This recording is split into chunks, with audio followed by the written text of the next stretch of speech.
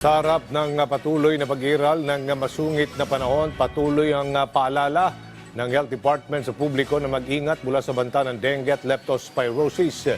Pagtitiyak ng DOH, patuloy pa rin ang serbisyong hatid ng leptospirosis at dengue fast lane sa DOH Accredited Hospital. Si Ben Manalo sa sentro ng balita.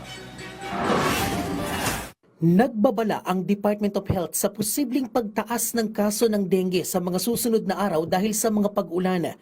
Sa tala ng DOH, umabot na sa mahigit 15,000 ang naitalang kaso ng dengue simula July 20 hanggang August 2. Mas mataas yan ng 2% kumpara sa naitalang mahigit 14,000 kaso noong July 6 hanggang July 19. Ito ang linggo bago maramdaman ang bagyong Krising, Dante at Emong. Sa Quezon City lang, umabot na sa mahigit 6,000 ang kaso ng dengue simula January 1 hanggang August 20. 23 naman ang naiulat na nasawi dahil sa dengue.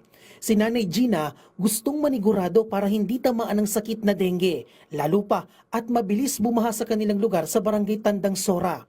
Nitong mga nakaraang bagyo nga, pinasok ng baha ang kanilang bakery. Nababahala po kami kaya po gumagawa po kami ng safety measure para po kami ay makaiwas ng mga dengue. Yung mga flower base namin dito pinapalitan namin araw-araw kasi alam naman namin na doon nag-stock up yung mga ano ng lamok, yung mga egg tapos magiging lamok. And then nag-spray ko po kami sa mga ilalim ng bahay, check namin yung mga madidilim na check po namin yon.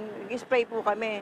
Maging ang mga maliliit niyang apo, protektado laban sa dengue. Yung mga apo ko po, meron po silang off lotion na nilalagay para protektahan yung pagkagat ng lamok. Tapos sa gabi, nakapajama po sila.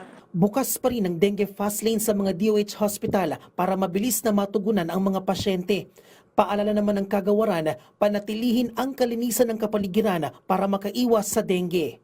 Bumaba ng 18% ang kaso ng leptospirosis na naitala simula August 17 hanggang August 21.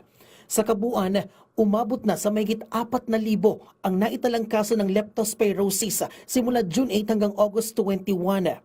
Nananatili pa rin nakaalerto ang mga DOH hospital sa banta ng sakit dahil pa rin sa mga pag-ulan. Bumaba na rin ang leptospirosis admitted cases sa ilang DOH hospitals, kabilang ang Tondo Medical Center na mayroon na lang 7 bagong admisyon. Malaki ang ibinaba nito mula sa pinakamataas na 68 daily admission noong mga nakaraang linggo.